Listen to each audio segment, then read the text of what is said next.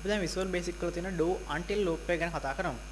මේ do until loop එක ගැන කතා කරනකොට මේක do while loop එකට සමාන වගේම පේනුනාට do until loop එක හා while loop එක අතර ලොකු වෙනසක් තියෙනවා.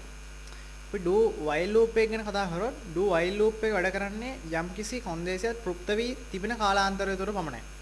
හැබැයි මේ do until loop එකේ වෙනස වන්නේ do until loop එක වැඩ කරන්නේ යම්කිසි කොන්දේසියක් තෘප්ත වෙන තෙක් පමණයි. ඒ කියන්නේ do while loop එක තෘප්ත වී තිබෙන කාලය තුර වැඩ කරන අතරේ do until loop එක වැඩ කරන්නේ යම්කිසි දෙනලද කොන්දේසියක් තෘප්ත වෙන තෙක් පමණයි. අපි ඒක උදාහරණයකින් පැහැදිලි කරගමු. මේකටත් අර කලින් ආකාරයටම maximum number එක සටහන් කරන්න මම text box එක ලබා දීලා තියෙනවා. ඒක n max කියලා. ඒ වගේ generate හා clear කියලා බටන් දෙකක් ලබාගෙන list box එකක් යොදාගෙන තිබෙනවා.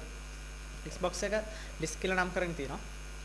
මම මේ කෝඩින් සටහන් කරලා ඉවරයි. මම ඒක දැන් පැහැදිලි කරන්න.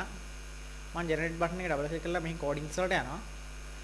මේකේ සුපුරුදු විදිහට n කියලා integer type එක variable එකක් දාලා තියෙනවා. ඊට පස්සේ do until කියන keyword එක type කරලා තියෙනවා. මේකෙදි මේ n කියන variable එක n max කියන text box එකට අදාළ value එකට සමාන වන තෙක් මෙම condition එක වැඩ කරන්න කියලා තමයි මම දැන් ලබා දෙලා තියෙන්නේ. කියන්නේ මේ condition එක නවතින්නේ මෙන්න මේ n කියන value එක n max කියන value එකට සමාන වුණොත් විතරයි. එහෙම වෙනකන් enter ගියන් list box එකට දාන්න කියලා තමයි මෙතන තියෙන්නේ. add item කියන එකෙන් enter ගියන් list box එකට දාන්න. save වෙන අතරතුර x සැරයක් එහෙම වුණාට පස්සේ n ගේ අගේ එකකින් වැඩි වෙනවා.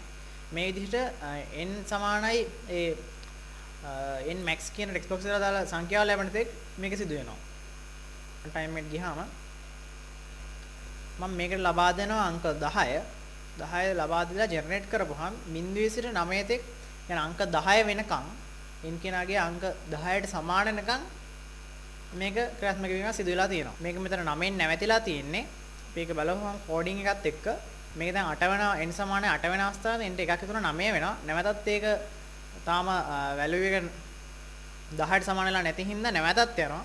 එහෙම 9 සටහන් කරලා ඉවරලා ආය 9ට එකක් ඉදලා 10 වෙනවා. 10 නැවත උඩට යනකොට n 10ට සමාන නිසා ඒක එතනින් එහාට එක්සිකියුට් වෙන්නේ නැතුව ends up වෙලා ඉවර වෙනවා. ඒක තමයි එතන 9න් අවසන් වෙලා තියෙන්නේ.